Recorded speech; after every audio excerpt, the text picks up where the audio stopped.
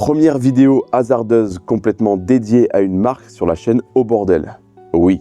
Avant de commencer, je préfère vous prévenir, ce genre de vidéo n'impacte pas la sortie de mes vidéos classiques que vous connaissez déjà. J'avais mis quelques vidéos et photos sur Instagram et vous êtes beaucoup à vouloir savoir ce que ça vaut ces trucs-là. Et on va en parler dans cette vidéo. C'est le genre de vidéo que je n'ai pas l'habitude de faire, mais pour cette vidéo, je suis rémunéré et en ce moment, j'en ai vachement besoin pour acheter mon garage, donc c'est parfait. Et c'est pas parce que je suis rémunéré que je serai pas sincère sur ces produits. On va tester sur 4 véhicules différents la Icarsoft CR Ultra, donc professionnelle, et la valise Icarsoft CR Max qui est plus dédiée aux particuliers. Pour ceux qui me connaissent déjà, vous savez que j'ai que des vieux véhicules, donc ça va être essentiellement sur des vieux véhicules et sur une seule voiture plus récente pour tester la Max. C'est parti, on va voir ce qu'il y a dans les boîtes. Dans la mallette Ultra, on va y trouver du coup tout le bordel pour brancher. La mallette, c'est sans fil, c'est directement connecté à la tablette. C'est déjà ouvert, parce que j'ai déjà utilisé les balises pour les vidéos. Donc là, il y a plein d'accessoires. C'est très bien ce système en plus pour les accessoires, pour les bloquer. Il y a 1 milliard de trucs pour connecter 1 milliard de véhicules différents. Voilà, je ne vais pas faire l'inventaire, mais il y a à peu près tout ce qu'il faut, je pense, pour connecter toutes les voitures qui existent. Donc ça, c'est très cool, ça évite d'en foutre partout et c'est très bien pour un mec comme moi. Donc là, on a ça. Ça, c'est un truc pour tester la vie de la batterie, pour voir si elle est morte ou pas. Je ne l'ai pas fait personnellement, mais ça doit servir à pas mal de monde. Moi, quand une batterie faiblit, je me fais pas chier, je la change. Je ne suis pas du genre à essayer de recycler une batterie. Là, des connecteurs encore différents. Le connecteur OBD1 ici. Voilà, donc ici, on peut connecter, je crois que c'est 38 pins, ça s'appelle, un truc comme ça. Et voilà, et la tablette, bien évidemment, à l'intérieur. Il y avait des documents aussi que j'ai enlevés avec les codes pour le compte, etc. Donc, on passe au test de la Ultra. Donc, je prends mon téléphone, ça sera plus simple pour vous montrer. Là, on est sur la tablette, la CR Ultra. Donc, ça, c'est la version Pro. C'est pas la version plus classique, on va dire plus particulier. Donc, elle est plus dédiée au Pro, celle-ci. Petit café tranquille, hein. C'est rare que je tourne des scènes dans la maison, mais voilà. Donc là, quand on l'allume, je ne l'ai pas encore configuré, j'ai rien fait, hein. Je la découvre en même temps que vous. Regardez, il y a encore la batterie est pleine, quoi.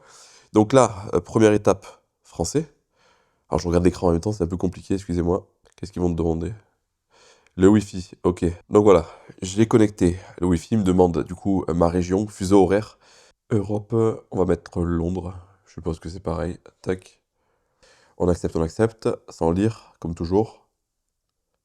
Ah, il faut créer un compte. Ok.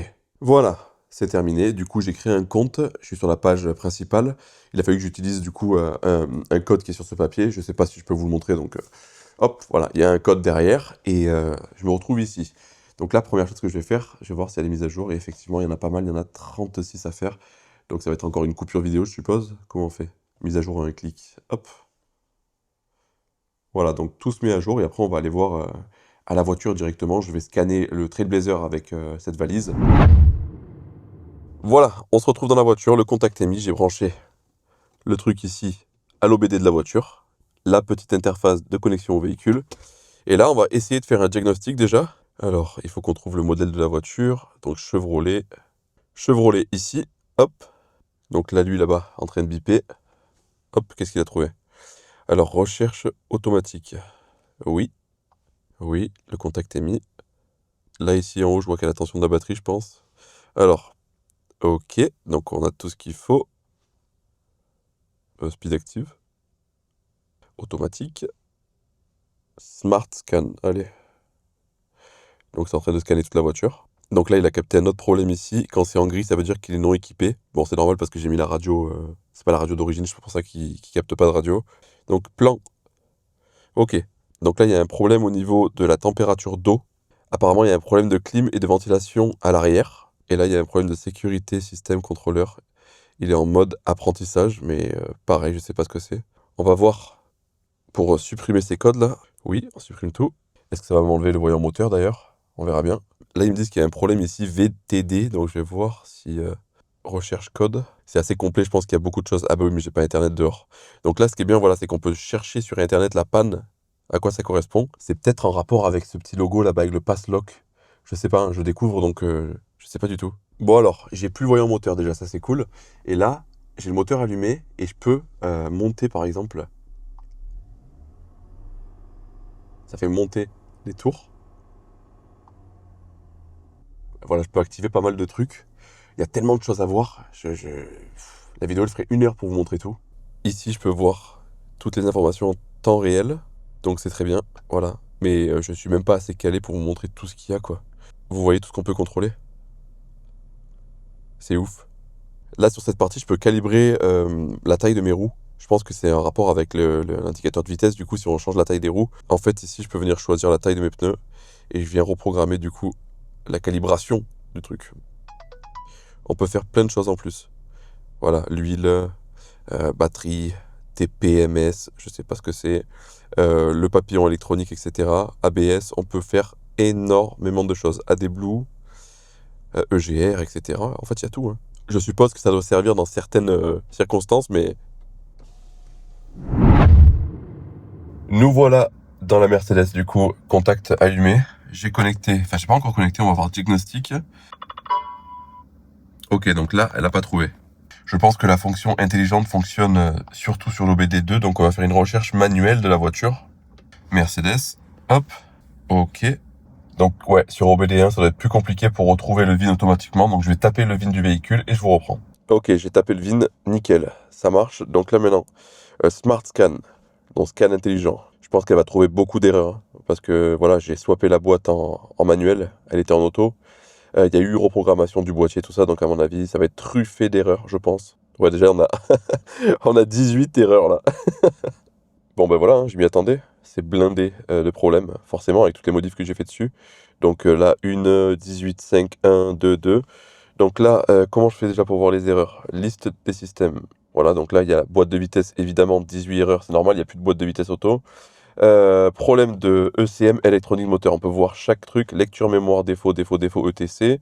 Donc ça, c'est encore par rapport au swap. Système de traction. Voilà, donc système off, capteur donc de braquage n'est pas initialisé.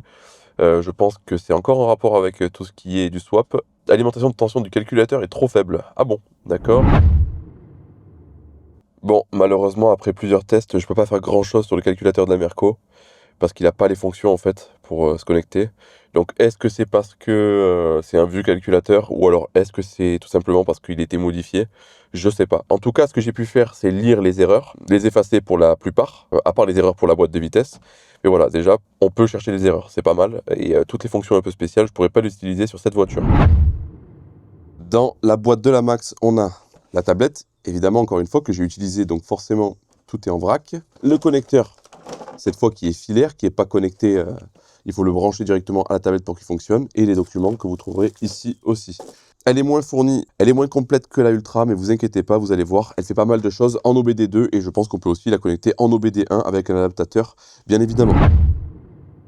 La 308 de mon frère. La tablette est connectée directement à la voiture par l'OBD2 qui est ici, qui est chiant d'accès d'ailleurs. Et là, sur ce modèle, c'est filaire, c'est pas comme l'autre qui est sans fil. Contact. Qu'est-ce que j'ai du mal avec les voitures récentes. Allez, réveille-toi. Voilà. Diagnostic. Identification. Tac. Tournez la clé sur on. Elle est sur on. Ok. Oh, faut mettre le VIN. Mais non. Faut mettre lire. Ah oui, cool. Parfait. Ça le fait tout seul. Alors, analyse automatique. Ça commence. Défaut, défaut, défaut. Ok. Donc, pompe à additif diesel. Carter de câblage du moteur. Mais il n'y a rien qui va sur cette voiture. Oh, tout ce qu'il y a, je suis choqué. Donc, comme vous le voyez, il y a énormément de problèmes. On va prendre par exemple, je sais pas, celui-là au hasard. Information module. Donc ça, c'est la pièce. Lire, liste des codes erreurs. Voilà. Groupe motoventilateur. Twin speed, incohérence entre les réglages vitesse lente et l'état du ventilateur de refroidissement. Super. On va tout effacer.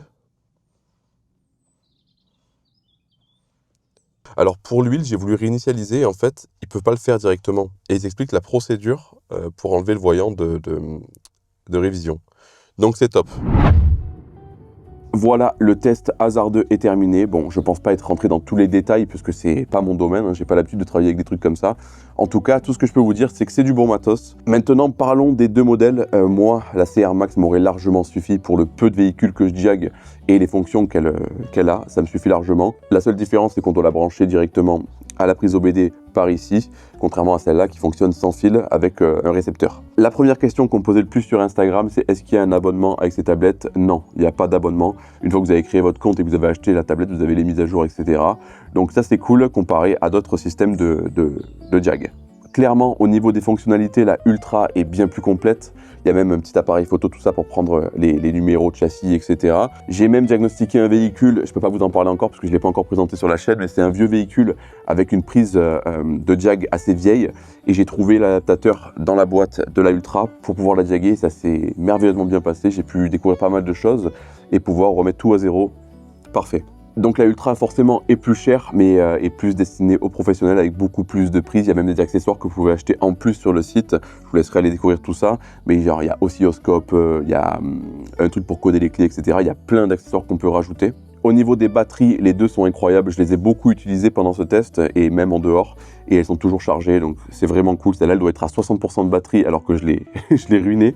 Et l'autre, c'est pareil, elle est à 90% de batterie. Je l'ai moins utilisée, mais quand même, ça dure super longtemps, c'est très cool. Donc la petite tablette, la Max, va être vraiment parfaite pour quelqu'un qui fait des voitures occasionnelles ou alors qui en fait pour le plaisir chez soi, tout ça. Donc vraiment réservée aux particuliers, à mon avis, même si elle peut servir dans le milieu professionnel parce qu'elle a quand même beaucoup de fonctions.